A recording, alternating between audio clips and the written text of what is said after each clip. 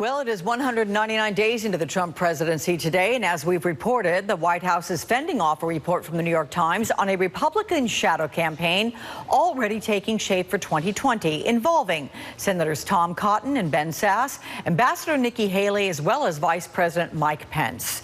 Joining me now, Congressman Robert Pittenger, Republican from North Carolina. Welcome back, sir, and good morning to you. Good morning, Alex. Why is there even talk of Republicans lining up to challenge their incumbent president, and this early? Well, there's maybe some rumblings, but I can tell you this. The folks out of my district fully support the president. He's clearly focused on the issues that are important to them and to the kitchen table and to the security of this country. And so for that reason, I think he has strong support. Look at the rallies that he goes to around the country. Huge attendance, big support. So I think there's some clamoring by a few people who may be disgruntled, but that's not unusual. What about Arizona Senator Jeff Flake, who appears to be leading his own somewhat conservative uprising here? Here's another statement that he told Chuck Todd just a few moments ago on Meet the Press. Let's take a listen. We've seen more people ready to stand up, and I wish that we as a party would have stood up. For example, when the birtherism thing was going along, a lot of people did stand up, but not enough. Did you do enough? That was particularly ugly. I'm just curious. Do you? On that, I think I did. Do you, sir, think more Republicans should stand up to Mr. Trump? Alex, we've had contentious politics since the inception of this country. Go back to Aaron Burr, vice president, who shot and killed the treasurer, Alexander Hamilton. I don't think we've come that far yet. So Abraham Lincoln had his issues inside his administration. This is not unusual. I think President Trump, though, is clearly focused on securing the country. He's focused on passing a health care bill. He has assisted and worked with the Congress in every way possible. Frankly, shame on the Senate for not doing their work relative to health care.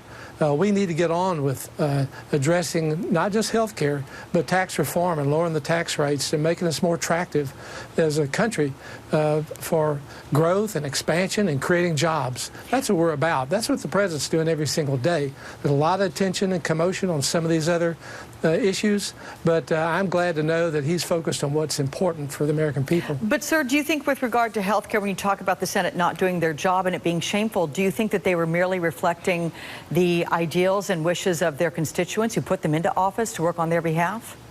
I mean, look at the poll numbers. The people want the job done. You go out there in the public, and they're really frustrated that the health care has not been addressed. We did our work in the House. Yes, it was challenging. We have diverse groups with people who come from districts who are far different. You know, you have people with greater poverty or more seniors, or you have individuals with rural or urban, or some have districts where you've got just diversities that are all different.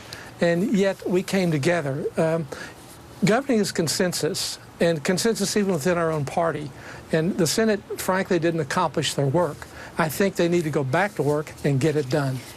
Well, we have Ned Ryan from a conservative think tank who's very concerned about 2018 and the Democrats taking over the House if the GOP does not pass any key legislation. Are your colleagues, sir, concerned about that? And what would happen to the president and his agenda if the Democrats held the House? I think it's an affront to the American people. It's an affront to this president. It's an affront, frankly, to the House if we don't get the work done. And we need to move on now to tax reform. You know, Ronald Reagan clearly understood what needed to be done in the country. We came out of the 70s with high interest rates, high unemployment, and the country was in a malaise. He lowered the tax burden. He lowered the regulatory burden, and the economy took off. And within less than 2 years, we've created 300,000, 400,000, 500,000 jobs a month. We can do the same thing today. The president understands the burden of regulations on small business. We have focused on, frankly, that in the House in terms of small business as well as the financial institutions and reducing the burden on small community banks. In North Carolina alone, we've lost 50% of our banks just since 2010. It's all because of compliance cost. That means that there's not capital and credit available in the market for small business.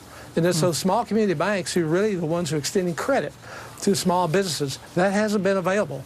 So we're there to pursue this and to make sure that we can accomplish these objectives and really move this economy. So that's what we're focused on. And shame on us if between the House and the Senate we can't get it done. But we have got it done in the House. The Senate needs to do their work. All right. May I ask you about a Quinnipiac poll? Looking at these numbers here, it shows 54% of voters embarrassed that Donald Trump is president. 62% think he's not honest. 71% think he's not level-headed. And Republicans complain constantly about his itchy Twitter finger. So will Mr. Trump ever turn these numbers around? I think if we had passed health care, if the Senate would have done their work, the president would have signed it, everything would have been different. The American people, they want results. And the Congress needs to do their part. The House has done its part. Again, the president will sign the legislation that's important for the American people. He is there to protect the American people. He has given a clear direction on what needs to be done to secure this country. And the American people support him. Look at the Arab world that came together and sat with him in Saudi Arabia. I meet with leaders all over the world. I'm headed back to Israel this coming week, meet with Prime Minister Netanyahu and other leadership there. They support this president because of the clarity of focus of his mission. He understands the threats. He understands the Islamic terrorist. And so he knows what it takes to defeat it, and he's committed to that end to achieve that. All right. Well, we will see if these type of numbers from the Quinnipiac poll will change as a result of those things you've articulated, sir. Robert Pittenger, good to see you. Thank you so much. Safe travels to Israel. Good to see you, Alex. Have a good day.